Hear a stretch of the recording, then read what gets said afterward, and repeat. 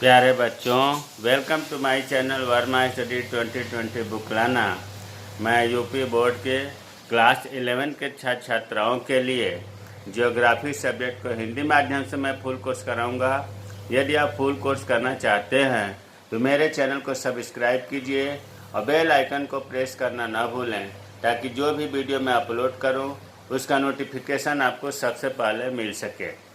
प्यारे बच्चों, जो भौतिक भूगोल के मूल सिद्धांत पुस्तक है उसमें चैप्टर तीसरा चल रहा है। पृथ्वी की आंतरिक संरचना चैप्टर का नाम है।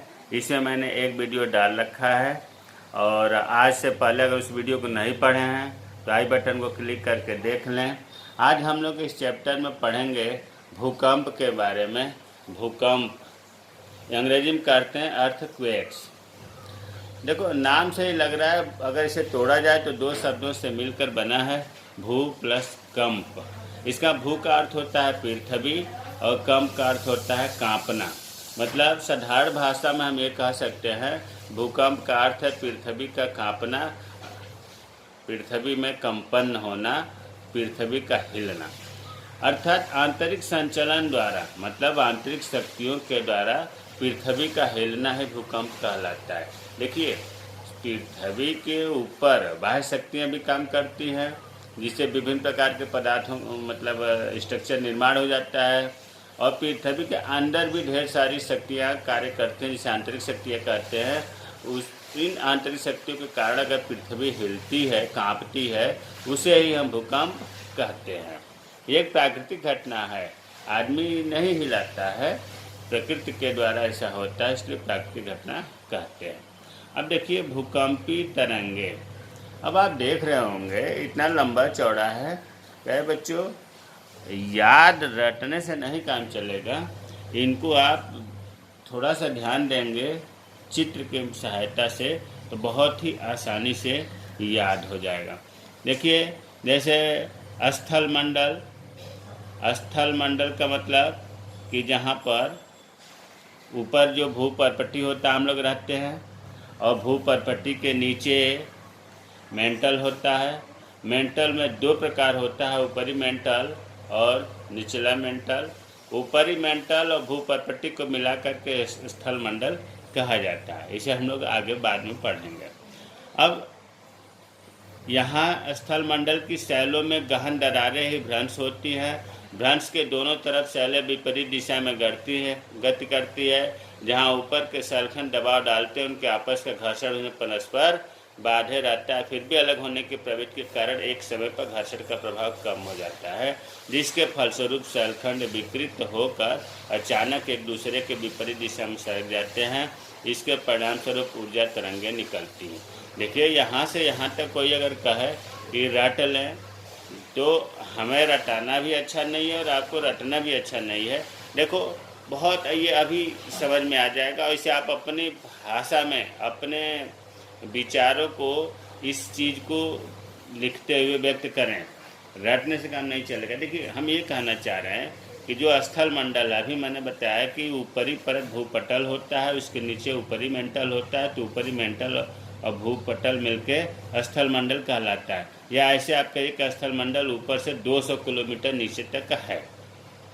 तो जो स्थल मंडल के नीचे मैं यहाँ समझाने का प्रयास कर रहा हूँ कि देखिए, जैसे ये हमने बनाया, ये प्लेट है। प्लेट अर्थात ये जो स्थल मंडल है या जितने भी महाद्वीप हैं, ये प्लेटों पर स्थित हैं।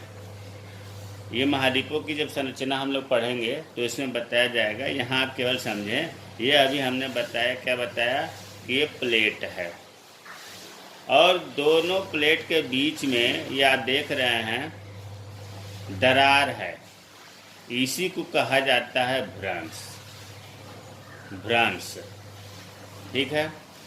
ये प्रकृति का नियम है, या जो भी आप कहिए।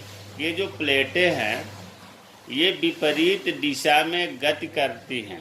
मतलब एक प्लेट इधर की तरफ आ रही है और दूसरी प्लेट इधर की तरफ जाने का प्रयास करती है, लेकिन इनके ऊपर जो है शैल खंडों का दबाव होता है। ऐसा थोड़ी है कि खाली प्लेट है, स्थल मंडल के नीचे है तो इनके ऊपर दबाव होता है, इसलिए आसानी से गति नहीं कर पाती हैं। और स्थलखंड का जो दबाव होता है ये इनके बीच में घर्षण शक्ति के द्वारा ये जकड़े होती हैं प्लेटें। भाई देखो, आप जब पूरे पक्के पर चलते हो तो आपके पैर का नीचे जो तलवा होता है और फर्श होता है उसके बीच में घर्षण शक्ति काम करती है, जिससे आप गिरते नहीं हैं। और जब घर्षण शक्ति कम करती है तो आप फिसल जाते हो।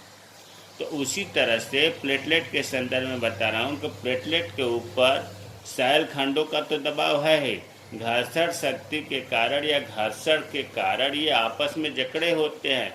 फिर भी ये अनवरत मतलब हर समय ये एक दूसरे के विपरीत दिशा में जाने के प्लेटें प्रयास करती हैं। और एक समय ऐसा आता है कि घर्षण शक्ति प्लेटों के बीच में जो रहती है वो कम हो जाती है। और कम होने का मतलब क्या होता है कि ये प्लेटें इधर वाली इधर वाली आगे मतलब सरक जाती हैं।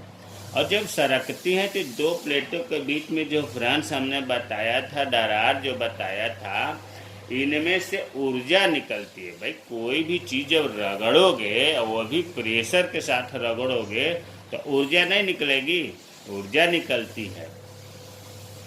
कहाँ से निकलती है? दरारों के बीच से, भ्रंशों के बीच से। क्यों निकलती है?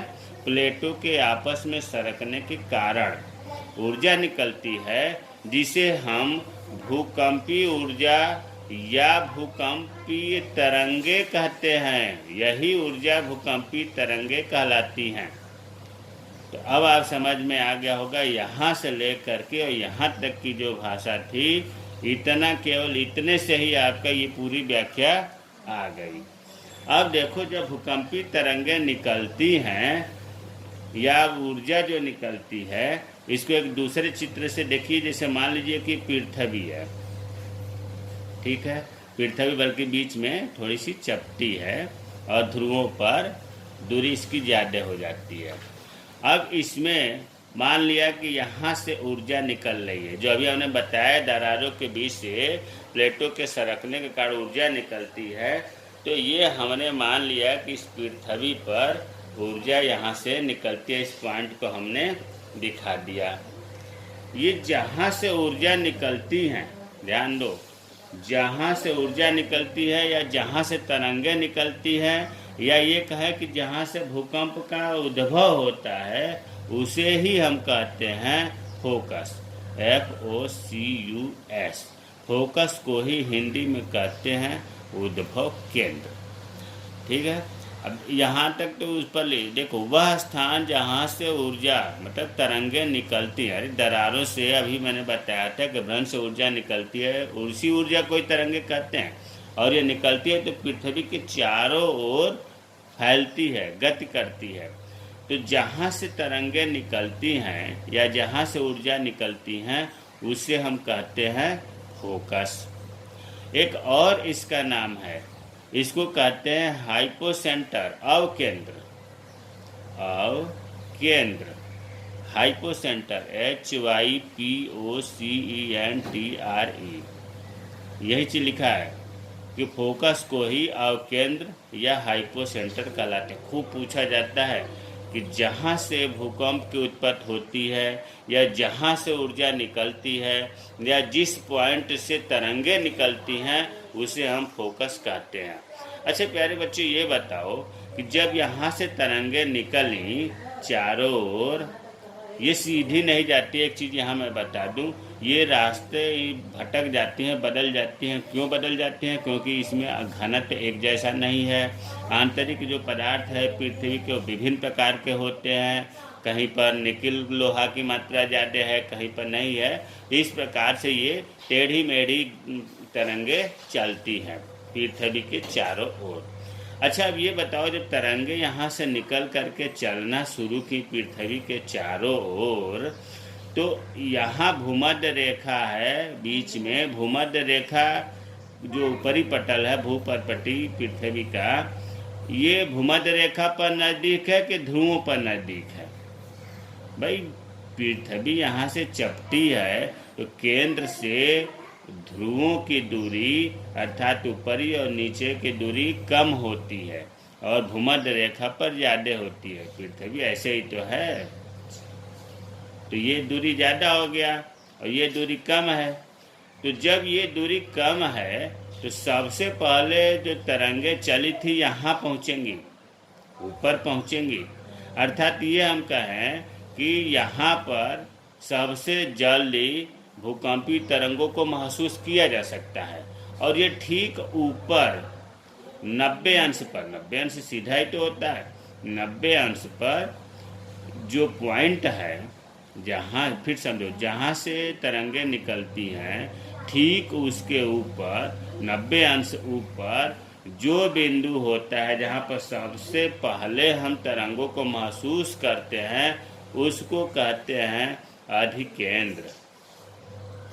अधिकेंद्र अंग्रेजी में बोलते हैं EP centre, EPICENTRE, EP centre.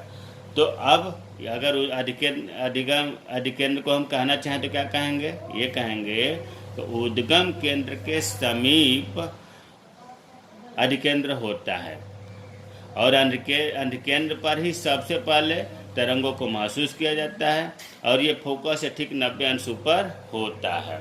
वही चीज़ अब देखो, यहाँ से ले करके भूकंपी तरंगे यहाँ से ले करके यहाँ तक अब आप रटते रहोगे तो कैसे काम चलेगा? तो इसमें चित्र से ही पूरी बात निकल गई। फिर एक बार मैं रिपीट कर दे रहा हूँ कि स्थल मंडल के नीचे जो प्लेट होती हैं उनमें घर्षण कम होने के कारण ये सरक जाती हैं, जिससे ऊर्जा निकलता है। इसी ऊर्जा को भूकंपी तरंगे कहते हैं और भूकंपी तरंगे जहाँ से निकलती हैं उसे उद्भव केंद्र या फोकस कहते हैं। और भूकंपी तरंगों के ठीक ऊपर अधिकेंद्र होता है जहाँ पर सबसे पहले तरंगों को महसूस किया जाता है। ये 90 अंश ऊपर होता है। बस यही चीज़ है। अब फिर इसके आगे जो यहाँ से तरंगे निकलती हैं, कहाँ से? फोकस उद्भव केंद्र से, और चारों ओर पृथ्वी की फैलती हैं। ये 2 प्रकार की होती हैं। पहला होता है भूगर्भिक तरंगे, बॉडी वेव्स, और दूसरा होता है धरातलीय तरंगे। भूगर्भिक तरंगे, देखो जो अभी यहाँ हमने बताया कि जो फोकस तरंगे निकलती हैं, यही समझ लो। तो दोनों चीज़ें अभी जो 2 तरह की तरंगे हैं, भूगर्भिक तरंगे, नाम से ही लग रहा है भूगर्भिक। भूगर्भिक का मतलब कि भू के गर्भ के अंदर, भूमि के अंदर वाली तरंगे।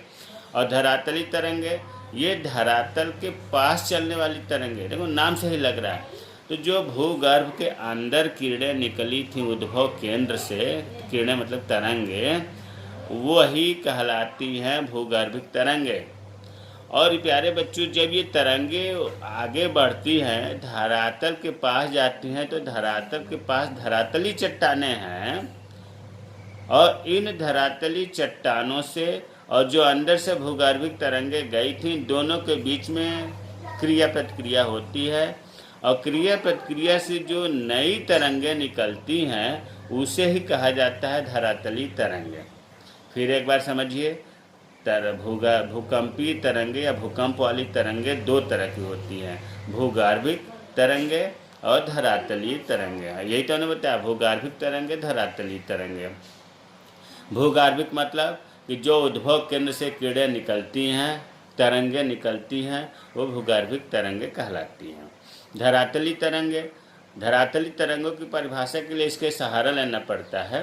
धरातलीय तरंगे वे तरंगे हैं जो भूगर्भिक तरंगे और धरातलीय चट्टानों के बीच में आपसी क्रिया से जो नई तरंगे निकलती हैं उन्हें धरातलीय तरंगे कहते हैं। देखो लिखा है, भूगर्भिक तरंगे उद्गम केंद्र से ऊर्जा के मुक्त होने के दौरान पैदा होती है और पृथ्वी के अंदरूनी भाग से होकर सभी दिशाओं में आगे बढ़ती है, इसलिए भूगर्भिक तरंगे कहते हैं। और धरातलीय तरंगे, भूगर्भिक तरंगे एवं धरातलीय शैलों के मध्य अनुनयन क्रिया से जो तरंगे नई निकलती हैं उन्हें, अब यही हमने बताया था ना इसी चित्र को। देखिए ये पृथ्वी है और यहाँ पर उद्भव केंद्र है, यहाँ से जो भी तरंगे निकलती हैं इनको कहा जाता है भूगर्भिक तरंगे। और ये तरंगे, और यहाँ पर धरातली चट्टानें हैं, भाई धरातल के पास धरातली चट्टानें हैं। इन धरातलीय चट्टानें तो इन तरंगों के बीच और इन चट्टानों के बीच में अन्योन्यन क्रिया मतलब आपस में क्रिया होती है और एक तीसरी तरंगें निकलती हैं। इसे कहा जाता है धरातली तरंगे। यहाँ मेन बात यह है कि धरातली तरंगे धरातल के पास पास निकलती हैं, अंदर नहीं जाती हैं, धरातल से ही होकर गुजरती हैं और धरातली तरंगे ही विनाशकारी होती हैं। इन्हीं की वजह से तहस नहस होता है, इन्हीं की वजह से बड़ी बड़ी इमारतें गिर जाती हैं धरातली तरंगों के कारण। भूगर्भीय तरंगे तो अंदर है। हाँ, ये अलग बात है कि धरातली तरंगों के निर्माण के लिए भूकंपीय तरंगे और धरातली चट्टानें जिम्मेदार हैं। अब धरातली तरंगे तो समझ में आ गया होगा और यह भी हमने बता दिया कि खतरनाक होती हैं।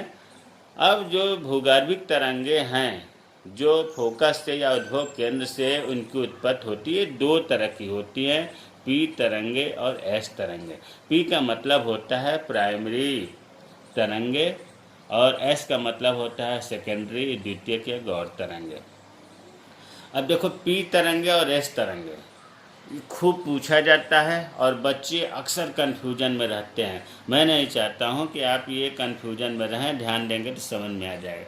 देखिए, पी जो है प्राथमिक, इसका मतलब कि इसकी उत्पत्ति सबसे पहले होगी, मतलब सेकेंडरी तरंगों से भी और धरातली तरंगों से भी इसकी उत्पत्ति पहले होगी, इसीलिए प्राथमिक कहा गया है। अब इनकी ये विशेषता ये है कि ये ध्वनि तरंगों के समान होती है। ध्वनि तरंग, देखिए ध्वनि की क्या विशेषता है। ध्वनि की ये विशेषता है कि एक हम बंद कमरे में बोलें तो चारों ओर बंद है, फिर भी कुछ बाहर ऊपर नीचे आवाज़ हमारी जाएगी ना। इसका मतलब यह हुआ कि ध्वनि तरंगे जो होती हैं वो दीवालों को भी भेद करके उस पार चली गई, ठोस में भी चली गई, द्रव में भी चलती हैं और गैस में भी चलती हैं। ध्वनि तरंगों की तरह प्राथमिक तरंगे होती हैं और इनकी गति जो है 8 किलोमीटर प्रति सेकेंड होती है। 1 सेकेंड में 8 किलोमीटर ये प्राथमिक तरंगें चलती हैं और ठोस द्रव गैस तीनों में चलती हैं, ध्वनि तरंगों के समान होती हैं। और इनकी गति सबसे अधिक तेज होती है, सबसे अधिक मतलब गौड़ तरंगों से और धरातली तरंगों से इनकी गति तेज होती है। अरे भाई, जो अधिकेंद्र होता है, अधिकेंद्र का मतलब अभी हमने बताया था कि जो फोकस है उद्भव केंद्र उसके जस्ट ऊपर वाला पॉइंट जो 90 अंश पर बनता है, जहाँ पर सबसे पहले महसूस किया जाता है, इन्हीं तरंगों को तो महसूस किया जाता है। अभी तक आपने ये सुना था कि तरंगे महसूस की जाती है, लेकिन पी तरंगे ही वहाँ जल्दी पहुँच पाती हैं क्योंकि इनकी गति बहुत तेज होती है। सोचो, 1 सेकेंड में 8 किलोमीटर ये चलती हैं। तो हमें उम्मीद है कि पी तरंगे कभी नहीं भूलेंगे आप। दूसरा है एस तरंगे, गौड़ तरंगे। ये पी तरंगों के बाद प्रकट होती हैं, कुछ समय बाद होती हैं और इनकी ये विशेषता है कि ये द्रव और गैस में नहीं चलती हैं, ये केवल ठोस में चलती हैं। सीधी सी बात यह है कि एस तरंगे प्रकाश तरंगों के समान होती है। जैसे वो ध्वनि तरंगे, ध्वनि अभी हमने बताया कि जो अपारदर्शी है उसे भी पारदर्शी के रूप में उस पार चला जाता है। एस तरंगे प्रकाश तरंगों के समान होती है। जैसे मान लीजिए कि हम टार्च जला रहे हैं और आगे कोई चीज़ लाकर खड़ा कर दें तो उस पर प्रकाश नहीं जाएगा, तो उसी तरह से एस तरंगे होती हैं। एस तरंगे सब जगह नहीं चलती हैं, केवल ठोस में चलती हैं।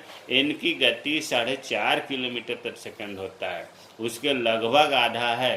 पी तरंगे 8 किलोमीटर एक सेकंड में और ये एस तरंगे 4.5 किलोमीटर प्रति सेकंड में चलती हैं। तो हमें उम्मीद है कि पी तरंगे और एस तरंगे आपको समझ में आ गया होगा।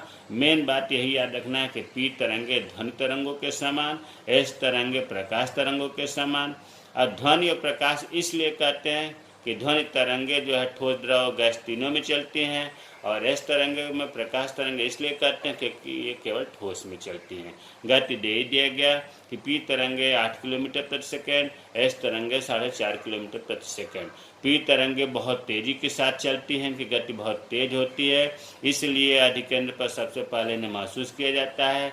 एस तरंगे अपेक्षाकृत इनकी गति कम होती है और पी तरंगों के बाद प्रकट होती है। अब तो उम्मीद है कि आपको समझ में आ गया होगा। अब आगे आते हैं भूकंपीय छाया केंद्र।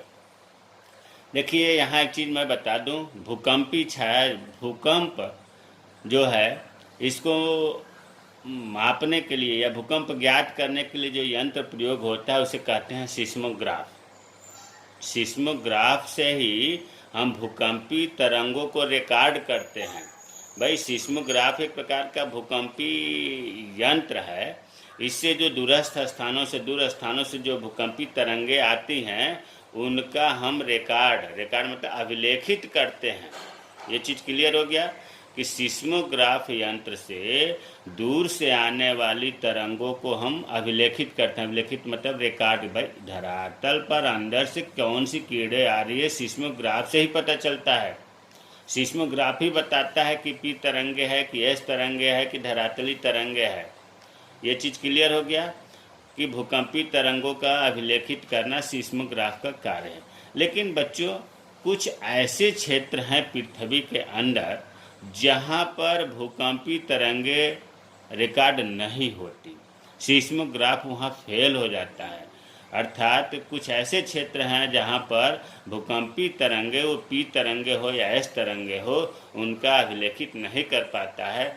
ऐसे क्षेत्र को ही भूकंपी छाया क्षेत्र कहते हैं, शैडो जोन कहते हैं। छोटे प्रश्न खूब पूछा जाता है।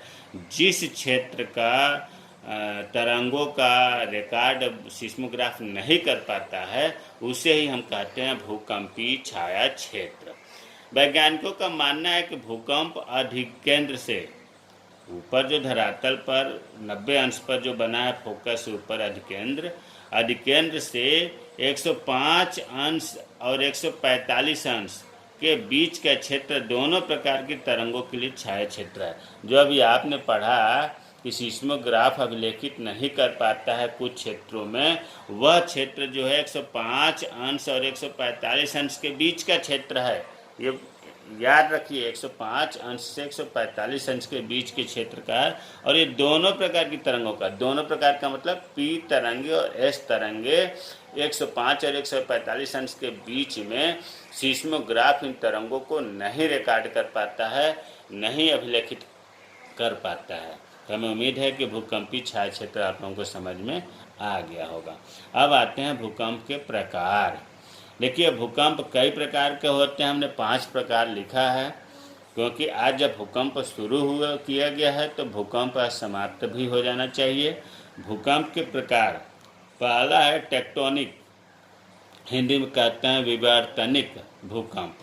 अभी इससे पहले हमने थोड़ा बताया था कि स्थल मंडल के नीचे जो प्लेट होती हैं, प्लेटों में विपरीत दिशा में सरकने की भ्रंशों के बीच जो दरार होता है उनसे ऊर्जा निकलती है और प्लेटें विपरीत दिशा में सरकती हैं। सरकने के कारण कभी कभी इतना तेज ऊर्जा निकलती है अर्थात भूकंप आ जाता है, जिसे हम कहते हैं भूकंप।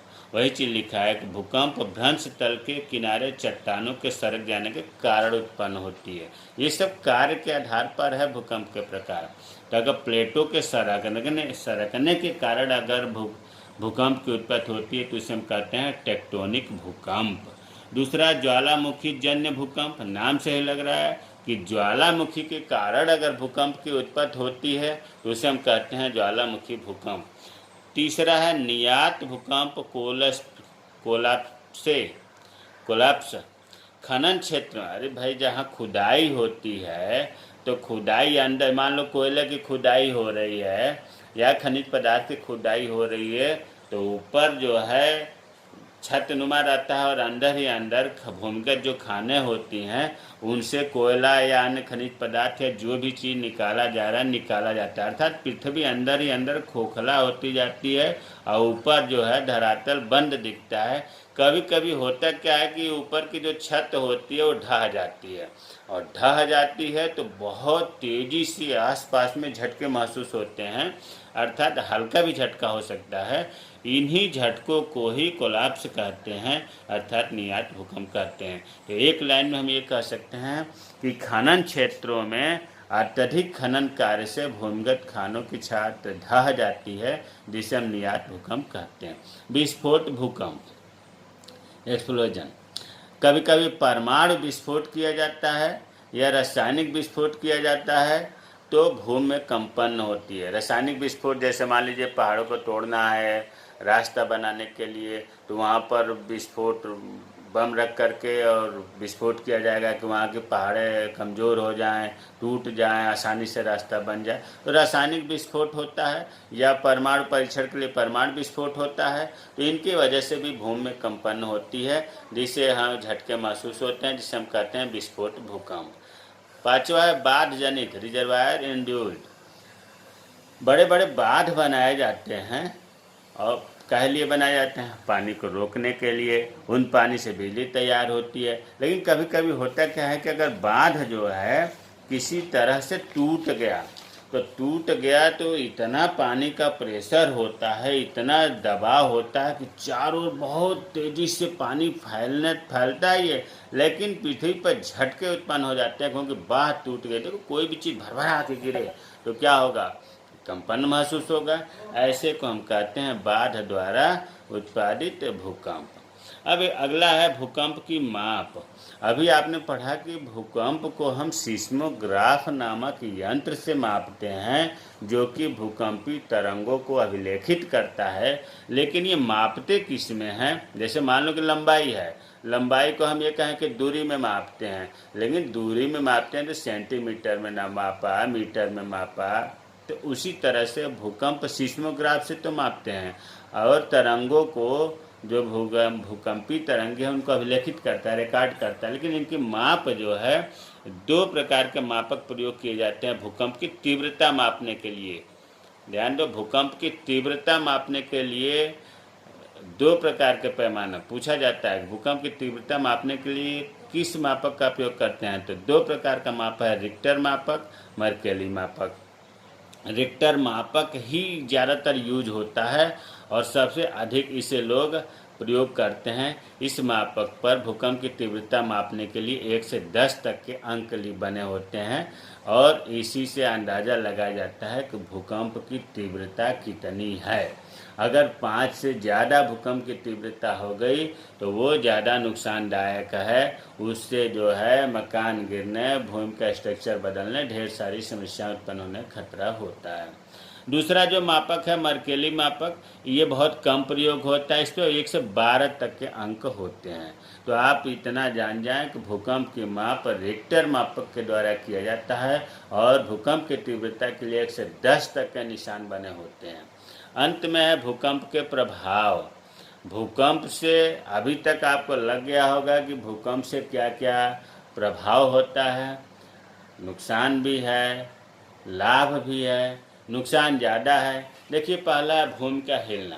भाई इसके नाम से ही लग रहा है भूकंप, भूमि में कंपन होना, पृथ्वी भी हिलने लगती है। दूसरा है धरातली विसंगत। कभी कभी भूकंप की वजह से धरातल विसंगत अगर धरातल समतल है, उबड़ खाबड़ हो गया, मतलब विसंगत हो जाना। तीसरा है भूस्खलन। भूकंप के कारण कभी कभी पहाड़ जो है भरभरा जाता है, गिर जाता है, जिसे भूस्खलन कहते हैं। मृदा द्रवण, मृदा का द्रवण हो जाना, अर्थात भूकंप के कारण जो ठोस चीज़ें हैं उनका इधर से उधर लिक्विड में बदल जाना, मृदा द्रवण। पांचवा है धरातल का एक तरफ झुकना। कभी कभी ऐसा भी स्थित होता है कि धरातल एक तरफ ऊंचा हो जाता है, एक तरफ नीचा हो जाता है, हिमस्खलन। जैसे पहाड़ों का स्खलन गिरना होता है, उसी तरह से बर्फ का स्खलन होने लगता है भूकंप के कारण। बाढ़ हम तटबंध के टूटने से, बाढ़ अगर टूट गए या बड़े बड़े तटबंध टूट गए तो बाढ़ भी आ जाती है। भूकंप तो आते हैं, बाढ़ भी आ जाती है। आग लगना, हाँ जी, भूकंप से भी आग लग जाती है। मान लो कोई भी चीज़ अगर बड़ी बड़ी इमारतें गिर गई और आपस में जब ईंट पत्थर गिरेंगे तो चिंगारी निकलेगी, आग भी लग सकता है। इमारतों का टूटना, सुनामी का आना। सुनामी, देखिए समुद्र में भी भूकंप की उत्पत्ति होती है। और भूकंप की क्या बात करें, यहाँ आपको जानकर आश्चर्य होगा कि जिस प्रकार से आप धरातल पर देख रहे हैं महाद्वीपों पर कि पहाड़ है, मैदान है, पठार है, उसी तरह से समुद्र में भी पहाड़ पाया जाता है, मैदान पाया जाता है, पठार पाया जाता है। और भूकंप अगर समुद्र के अंदर आ गया तो जो समुद्र के अंदर आने से क्या होगा, जो पानी की लहरें हैं वो तेज़ी से चारों ओर फैलने लगती हैं, उन्हीं को कहा जाता है कि सुनामी आ गया। जी, इसके सुनामी का आने का मेन कारण भूकंप की उत्पत्ति ही है समुद्र के अंदर। नदियों का मार्ग बदलना, मान लो नदी कोई बह रही है, बीच में भूस्खलन से रास्ता बंद हो गया या भूकंप आ गया तो नदियों का रास्ता बदल गया। इस प्रकार ये भूकंप के प्रभाव जो है, हमें उम्मीद है कि आप समझ में आ गया होगा। मैं मान रहा हूँ कि ये वीडियो आज लंबा हो गया, लेकिन प्यारे बच्चों, अगर भूकंप शुरू हो गया इसमें छोड़ देते तो फिर वो चीज़ें अच्छा नहीं लगता, मज़ा नहीं आता। इसलिए हमने भूकंप का समाप्त करने का प्रयास किया। पृथ्वी की आंतरिक संरचना इतना बढ़िया से पढ़ाया जाएगा कि आप इन्हें रटे नहीं, समझें। अगर कोई चीज़ नहीं समझ में आता है तो आप कमेंट बॉक्स में कमेंट करें, मैं रिप्लाई करूँगा। जय हिंद, जय भारत।